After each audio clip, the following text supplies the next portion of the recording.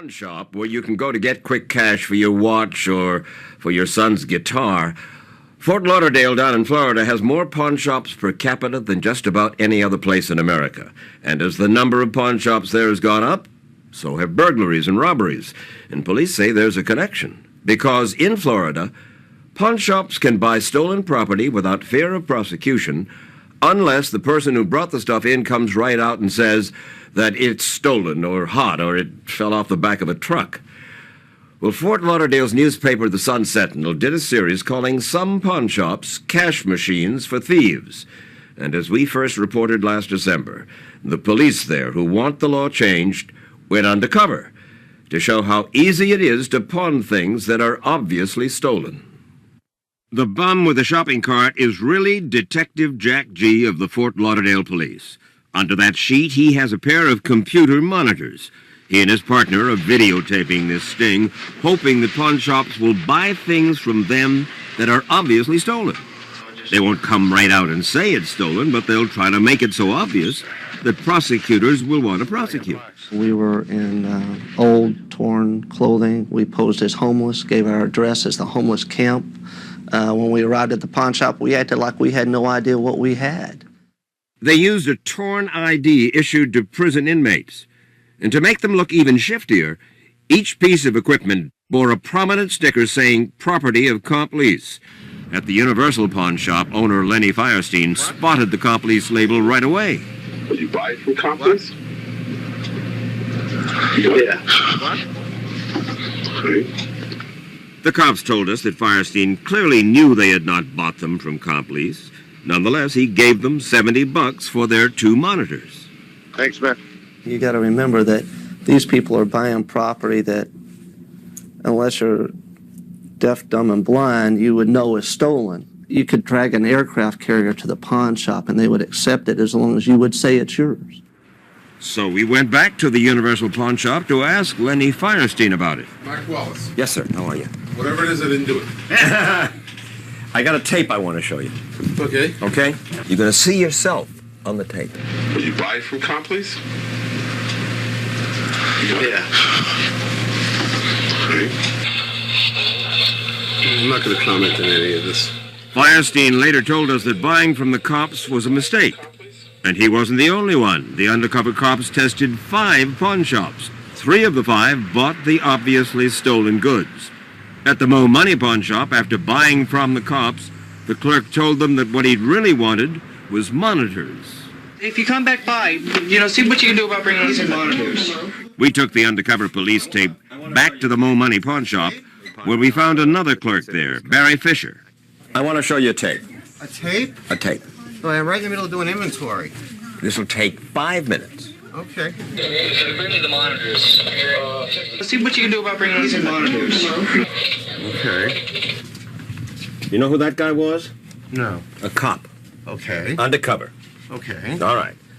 And what he's trying to find out is why pawn shops like this one take stolen property. I mean, here's a guy who comes in. He's homeless. Right. Here's what your clerk says. See what you can do about bringing back some monitors. Now, how in the world? That was stupidity even for a pawnbroker to say something like that. But there it is on tape. More like a pure stupidity. What this cop, Jack G., told me this morning, he said, this is legalized fencing that you people do. Well, everything gets written up with serial numbers. I can show you. You can write them up and from now till kingdom come, but if you're giving them money for property that you know has been stolen. No, we don't know. How would we have any way of knowing it was stolen? If I were to come in here, right, looking homeless, I have a prison ID, I don't even know what my stuff is. Isn't that a little suspicious to you? I would definitely find it a little suspicious. Well, you happen to be here at that time. I didn't even see the deal. I was with somebody else. And then he reminded me of something I'd said earlier. If this was going to take 5 minutes, the longest 5 minutes of my life. Barry, well, yes, I imagine it's I thank you for your being forthcoming about it. So the cops caught the pawn shops buying obviously stolen goods. But state attorneys say that is not good enough. But they still can't prosecute because the cops didn't actually say straight out that their stuff was stolen. And to Fort Lauderdale's Mayor James Noggle, that just doesn't make sense. What thief in his right mind is going to come in and say, I stole this, how much will you give me for it? They don't. They put the material down, they get the money. And this has to stop. But Mayor Noggle says it won't stop because the state won't let cities pass their own tough pawnshop laws, and he blames Florida's powerful pawnshop lobby. The pawnshop industry has very effective lobbyists, and they go to Tallahassee and they get Spread money around? And their lobbyists have a lot of influence. They're pretty powerful people. They make campaign contributions, and they have this preemption bill that prevents cities from enacting any laws that are tougher than the state law. The mayor says it's not just Florida. He says many states have pawnshop problems, and some pawnbrokers are getting more brazen. One pawnshop owner even asked a young thief to go out and get him some Rolex watches. The young man didn't even know what a Rolex was. He opens up the phone book, finds an ad for a local jeweler that sells Rolexes, goes down, robs the place with a shotgun, with a minor along with him, and gets 12 Rolex watches. Fortunately, we caught the guy. The police say that even if pawnshops don't ask thieves to steal, some still encourage crime because they're so quick to buy stolen goods. Corey Graham agrees. He's in prison in Florida for robbery. He says that pawnshops are the best places to get quick cash for stolen goods, no questions asked. And he should know, he's pawned all kinds of things. Cameras, jewelry, watches, all kind of things, TVs, anything they'll take it. What was the weirdest thing that you ever pawned? Golf clubs. Okay, where'd you get the golf clubs? Whose golf clubs From a were they? friend. He had stolen. How much you get for the golf clubs? For the golf clubs, we got like $90. Not a lot of your friends were playing golf. They still didn't ask any questions. And I know they know we didn't play golf. They don't never ask questions. None of them. Why? Why didn't they ask questions, do you think? Because they crooked. Because they're crooked. Yeah. So you were crooked and they were crooked. Yeah. They in it for themselves too. Would you go to the same pawn shop over and over? I went to one right up the street, Cash American Pawn. I done been there about at least... Cash America? Yeah, I've been there at least about 50 times or more. Some of them even knew my name by heart when I come in. Hey, Corey, it's good what do you got this time? Yeah, that's what they say. Really? Yeah. Cash America runs the largest chain of pawn shops in the country with more than 300 stores, and company policy forbids accepting stolen property. Corey Graham says that may be the policy, but it's not the practice at his favorite branch. The manager there tried to pass us off to corporate public relations, but we wanted to talk to him. Corey Graham told us that you have a no questions asked policy. I'm more than happy to set up, an interview so we can do an interview. I just have to take care of my customers first. Well, what if we just hung around until you took care of your customers? I'll be more than happy to set up an interview for you tomorrow or the With next you? day. I can set up something. With you? I won't be here tomorrow. Tomorrow's my day off. I see.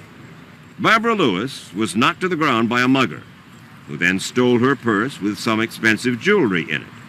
The police found some of her jewelry at the Pick and Pay pawn shop, so she went there to claim it, bringing pictures to prove that the jewelry was hers.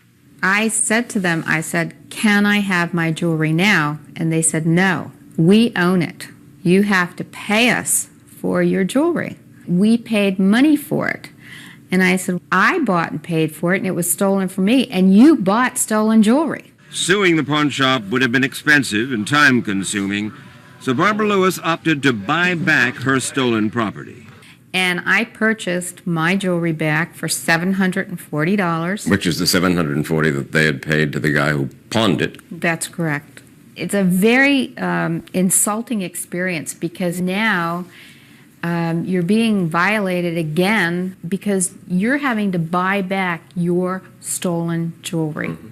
She dealt with pawn shop owner Bob DiMattina. I can understand why people be angry if they don't understand the industry. They've been victimized and they have to buy their own stuff back.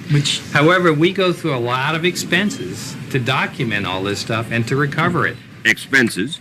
Because pawn shops have to fill out a pawn slip for everything they buy, including the item's description, its serial number, the seller's name, his ID, even his thumbprint. The pawn shops daily send those pawn slips to the police. Now, you might think the police could match pawn slips against lists of stolen property, but they say they can't keep up with the paperwork. To help them, certain pawnbrokers, including Cash America, gave the cops some computer equipment. But the police admit they are still buried under pawn slips. So thieves like Corey Graham don't worry about leaving their thumbprint. Graham says he is sure DiMartina's clerk knew that Barbara Lewis jewelry was stolen. How does he know? He's the person who pawned it. Yeah, he had to know. Lady's bracelet, ring. All right, a 19-year-old kid comes in. Correct. And he has a bunch of jewelry. It never occurs to say, hey, wait a minute, where'd you get this? Well, I don't think that's our particular position to police the community. DiMartina's position is that Barbara Lewis was lucky that her jewelry wound up in a pawn shop so that she could get it back. If I wasn't here, or these 20 pawn shops in Fort Lauderdale, there's 100 times more vehicles for this guy that mugged Mrs. Lewis to dispose of his goods, none of which will be documented or regulated. So why did he come here then, do you think? I don't know why. You asked him, why did he come here? He said because it's an easy few bucks. Well, if it's an easy few bucks, it's an easy few dollars that's documented, as opposed to selling it on the street, selling it at these flea markets. Fort Lauderdale's newspaper, the Sun Sentinel, put a full year of pawn slips, 70,000 of them, into a computer, which enabled reporters Scott Glover and Evelyn LaRubia to prove that there's a connection between property crime and pawn shops there. According to the newspaper, the most prolific pawners down there have three things in common: an arrest record, no job, and an endless supply of things to pawn. We should point out that Fort Lauderdale does have some pawn shops that refuse to buy stolen goods.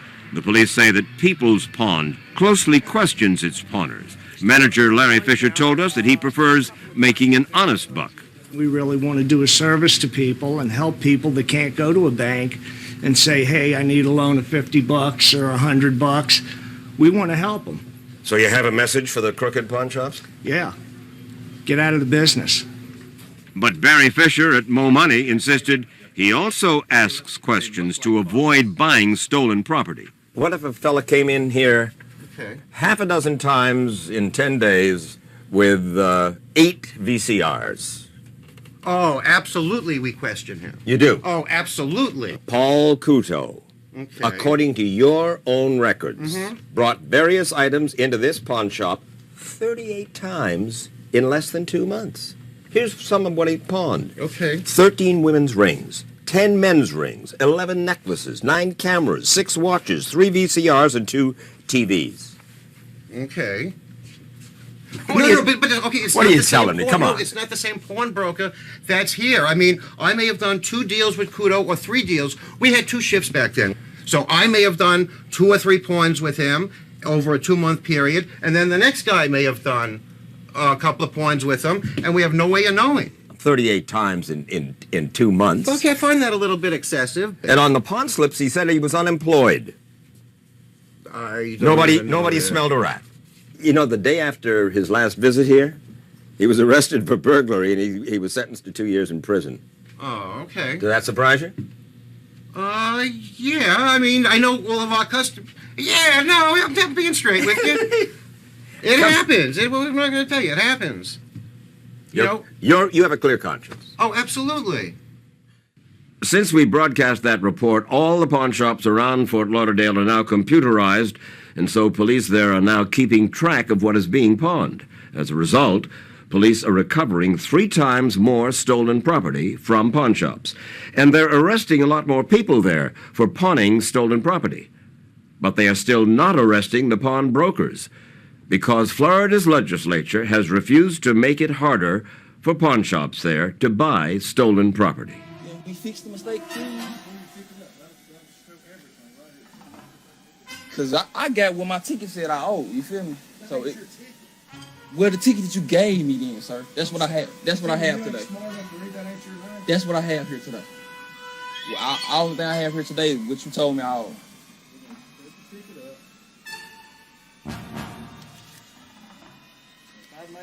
Hey man, this Houston, Atlanta rapper, man, this coming, man. I'm out here in Mississippi, man. You already know. I pawned my gun, man. They trying to say I had the wrong ticket, bro. Don't touch me. Get walking around the goddamn store. I ain't gonna tell you again. Right. Funny? Look at this shit, man. You ain't finna show nothing. You got another idiot in here causing trouble. Another idiot smiling. Look at this rapper. Better get. You touch me again. Houston, Texas rapper, man. Like, yeah. He's touching me. Mississippi. Get off. Get the fuck off of me. Again. Right. Is it funny? Look at this shit, man. You ain't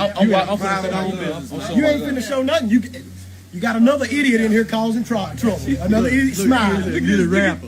Better get. You touch me again. Houston, Texas rapper, man. Like, yeah. He's touching me. Mississippi.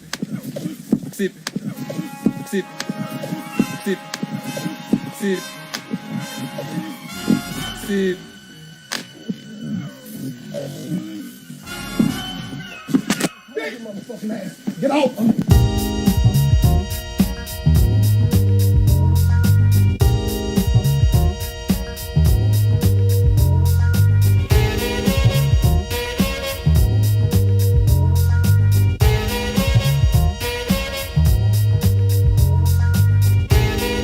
Check it out, we here with the big O, with the big O. And you know, what we want y'all to do is just bounce, bounce, bounce, bounce, bounce. Come on, bounce, come on. We gotta bounce. Come on, bounce. We do it like this one time. So, do you wanna hear the booger bear jump up and do the freak funk? Throw your hands in the air, compare me with none. The son of the king, triple crown just to get the job done. I surpass fast dash through a mass and crash bars and blow up the spot. And organize on that ass, I'm hot, black, with no sugar, straight coffee. You stalk me because your girl wanna hawk me, chop me, clock me, watch me mutilate the mic, rip it apart, shatter your brain when I strike. Add a syringe, your raps to cleanse you, falling apart style, damage your amateur 'cause I'm pulling you foul. Honey dip see me and they yelling organized and they know Pharaoh's got skills for the wild. Oh shit! Look who walked in the door.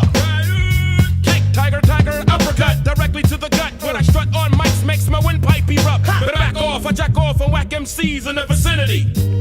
Nigga, please, I make them bounce. Let's organize, come on, we gotta bounce. Let's organize, come on, we gotta bounce. Let's organize, come on, we gotta bounce. Let's organize, come on, we gotta bounce. Let's organize, come on, we gotta bounce. Let's organize, come on, we gotta bounce. Let's organize, come on, we gotta bounce. Let's organize, come on. I make you stomp back and forth like an army brigade. The cuts love kit wherever skills is displayed. Rage your block, blow your mind like fans. In the summer or like red man, ready to rock, expanding my cleverness on wax. To Japan and back, ask for Prince and hun, I hope you got just 5 seconds for Black Prince to flex. It's not all about sex. I like ear smooth skin and sensitive necks. Victoria's Secret couldn't keep you from the Brits. Postal keep it when I funky tech peek it. For those who slept, wake up. You better make space. Taste the bread I break up as I take it to your face.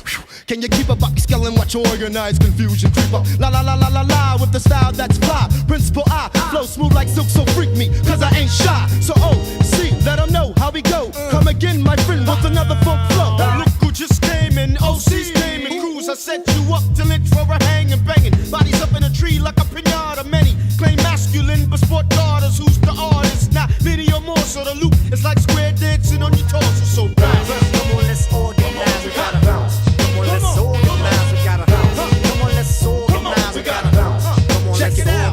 Well, here's a talk one time for your mind. Most just can't cope, doped up, booting up, I woke you up, I poke your brain, I poke your main artery, batter me with your flattery. Your flattery will never ever shatter me. Prince Poe, the exec with the intellectual concepts that elevate you like steps. A&RX, take steps, pounce your ass through the hoods. Here's the goods and outs, enough for you to bounce. Come on, let's organize, we gotta bounce. Come on, let's organize, I gotta bounce. Come on, let's organize, we gotta bounce. Come on, let's organize, we gotta bounce.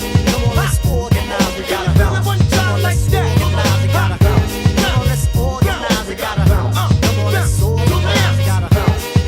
Come on, we gotta bounce. Check it out. Come on, come on, one time. Come on, like this, got the mind.